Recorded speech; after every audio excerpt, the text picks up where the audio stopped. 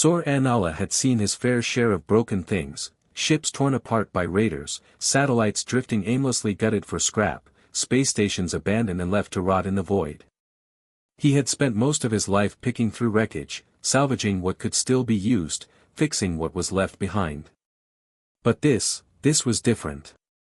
The jungle of Iron was a graveyard of green, thick vines twisting around the remains of the downed alien vessel. The wreck had torn through the canopy, leaving a jagged scar of crushed foliage and splintered trees in its wake. Smoke still curled from broken engines, flickering embers of a ship that had tried, and failed, to make it out alive. Sor adjusted the strap of his toolkit over his shoulder, stepping carefully over twisted metal and cracked plating. The ship had been large, a long-haul freighter by the looks of it, but something about it was wrong. The damage wasn't from impact alone. There were blaster burns across the hull, scorch marks that told a different story. Someone had shot it down. That was a bad sign. Sor sighed, running a gloved hand through his sweat-damp hair. He had been looking for salvage, maybe a working reactor core or some navigation components. Instead, he had found something hunted. And he wasn't alone. A sound reached him, faint, almost lost in the jungle's steady hum of alien life, a deep, rhythmic breath, strained and ragged. Not a machine. Not wreckage. Something alive.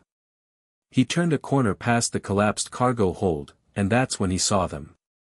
Chained to the crumpled remains of the hull, a dragon lay broken against the metal. Sor froze. It was massive, its body curled protectively around itself, scales shimmering in the dying light of the wreckage, shifting between deep blues and radiant gold. Chains wrapped around its legs and wings, thick, reinforced alloy shackles, the kind used to restrain something dangerous. But it wasn't alone. 3 small figures huddled beneath its massive wing, hatchlings, their tiny bodies trembling, their wings folded tightly against them. Sor's chest tightened. They had been left here. Whoever had chained them had never intended to come back. The mother dragon lifted her head slightly at his presence, her golden eyes locking onto him. There was no mistaking the fire still left in them, the sharp intelligence that pulsed behind the pain. She let out a low growl, weak, but still filled with warning. She didn't trust him. He didn't blame her. Sor exhaled, lifting both hands slowly, showing he wasn't a threat. "Easy, girl," he murmured. "I'm not here to hurt you." She bared her teeth in response, a flicker of defiance even as the chains kept her grounded. Sor clenched his jaw. This wasn't just a wreck. It was a prison. And the only question left was whether he was going to walk away or do something insane. The hatchlings were barely breathing. Sor crouched slowly, every move deliberate, keeping his eyes on the mother dragon as he pulled a small scanner from his toolkit. It let out a quiet hum as it swept over them, the display lighting up with readings, dehydration, malnourishment, minor injuries. But the chains were the real danger. The metal was high-grade, built to hold something incredibly strong, and it was pressing too tightly against her limbs. Left unchecked, it would kill her. And the hatchlings, they wouldn't survive without her. Sor let out a slow breath. He had 2 options, walk away, pretend he hadn't seen this, pretend it wasn't his problem, or cut her loose and deal with the consequences. The mother dragon watched him, her nostrils flaring. She already knew his decision. Sor rolled his shoulders. "All right," he muttered. "Let's get you out of here." She rumbled softly, as if unconvinced. Yeah, Sor sighed. "You don't trust me yet." "That's fair." He reached into his pack, pulling out a plasma cutter. The device whirred softly as it powered up, a thin blade of superheated energy igniting at the tip. The moment the glow flared to life, the mother dragon tensed. Her tail twitched, wings straining against the chains. Her instincts screamed at her that this was another weapon, another threat. Sor didn't flinch. He kept his movements slow, steady, lowering the cutter toward the first shackle. The heat barely kissed the metal before she snarled, muscles tensing like she was ready to fight through the pain. "Hey," Sor murmured. She froze, nostrils flaring. "I know it hurts, but if I don't do this, you'll never get back up." She stared at him, golden eyes burning, searching for something in his expression. He let her see it, not pity, not fear, just a promise. Her growl faded slightly, her muscles still trembling, but she didn't move away. Sor let out a slow breath, then pressed the cutter to the shackle.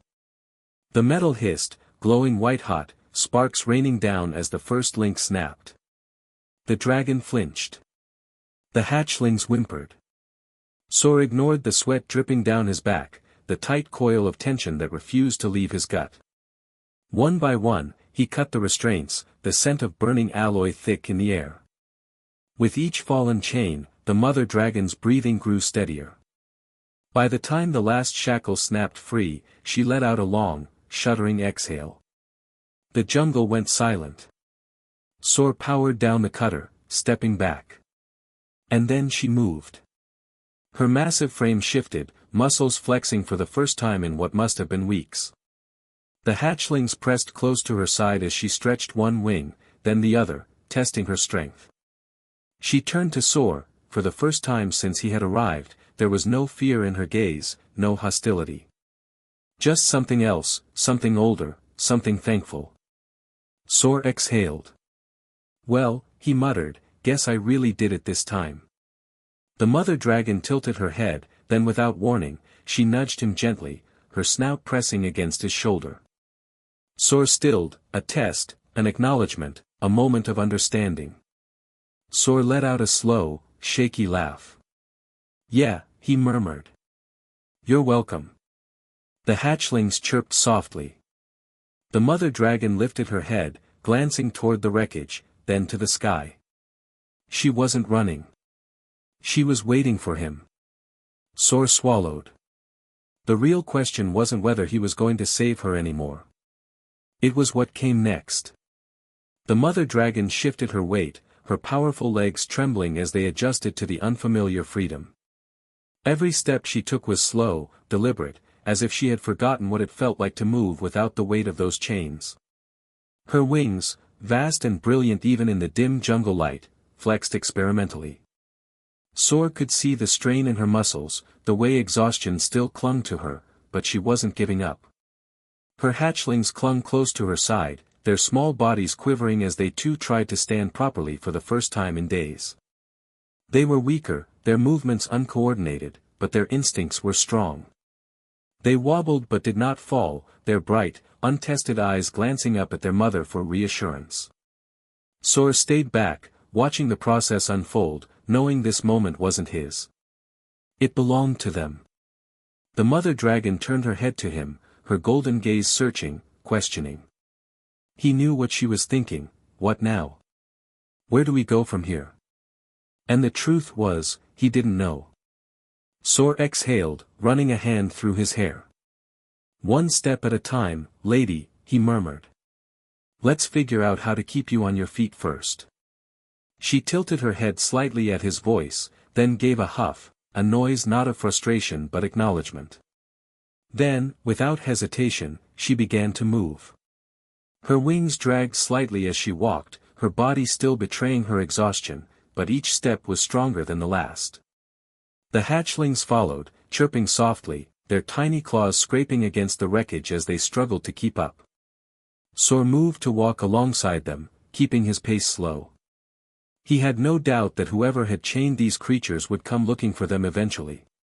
He needed to get them somewhere safe, and fast.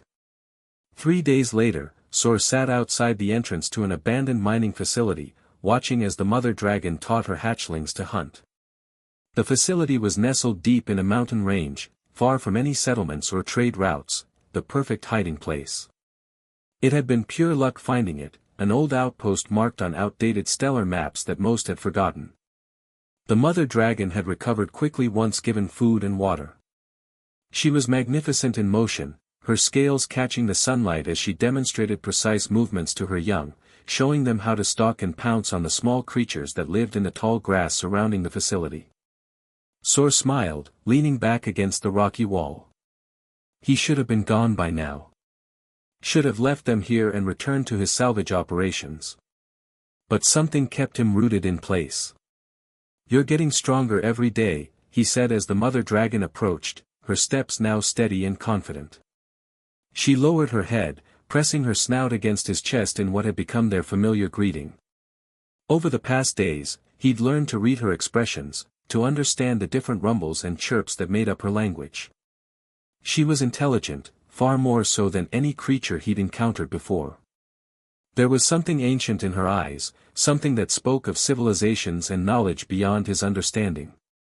The smallest hatchling, the one Sor had privately named Spark for the way his golden scales flashed when he was excited, bounded over, chirping loudly. Unlike his siblings, who remained cautious, Spark had taken to Sor immediately, often curling up beside him during the cold nights. "Hey there, little one," Sor murmured, gently scratching under Spark's chin. The hatchling purred, eyes closing in contentment. The mother dragon made a soft clicking sound, drawing Spark's attention back to the hunting lesson. As the hatchling scampered off, Sor's handheld scanner beeped. He frowned, pulling it from his pocket. The screen showed a ship entering atmosphere, heading straight for the crash site. His stomach dropped. "We have company," he said quietly. The mother dragon's head snapped up, her pupils narrowing to slits. She understood. Somehow, she understood. Sor stood, gathering his few belongings. Time to move. They won't stop looking. The question that had been gnawing at him for days suddenly had an answer. What came next? They would run. Together. 1 year later, Sor stood on the observation deck of his refurbished ship, staring out at the vast expanse of stars stretching before him. The Nova Claw, once a derelict cargo hauler he'd salvaged from a scrapyard, was now home. "Navigation systems locked," he said, fingers dancing across the control panel. "We're on course for the Phaeron Nebula." Behind him, the mother dragon, whom he'd come to call Azure for her brilliant blue scales, rumbled approvingly. She had grown even larger over the past year, her body fully healed, her strength restored. She lay curled in the specially modified cargo bay, which had been transformed into a living space large enough to accommodate her. The hatchlings, no longer tiny and vulnerable, played around her. Spark, still the most adventurous, was perched on Sor's shoulder, watching the stars with the same wonder that Sor felt every time they jumped to a new system. They had been running for months, staying one step ahead of the dragon hunters, a ruthless syndicate that trafficked in exotic creatures. Sor had learned more about them with each close encounter, piecing together the truth behind Azure's captivity. Her species was thought to be extinct, making her and her hatchlings priceless to collectors and worse. But now, finally, they had a destination. The Phaeron Nebula, according to ancient stellar charts Sor had traded his last valuable parts for, was home to energy signatures matching Azure's own. If the charts were right, there might be others of her kind there, hidden away from those who would hunt them. "We'll find them," Sor said softly, reaching up to scratch Spark under his chin. "Your family." Azure made a sound, not a growl or a purr, but something in between. She rose, moving to stand beside him at the viewport, her massive head level with his. Her golden eyes met his, and in them, he saw gratitude, intelligence, and something else he hadn't expected to find in all his years of salvaging broken things. Trust. Spark chirped, nuzzling against Sor's cheek before gliding down to join his siblings. Azure watched them for a moment, then turned back to Sor. Gently, she pressed her snout against his shoulder, their familiar greeting, but somehow different this time. Sor understood. She wasn't just thanking him for saving her life that day in the jungle. She was accepting him as part of her family. "We've got a long journey ahead," he said, his voice thick with emotion.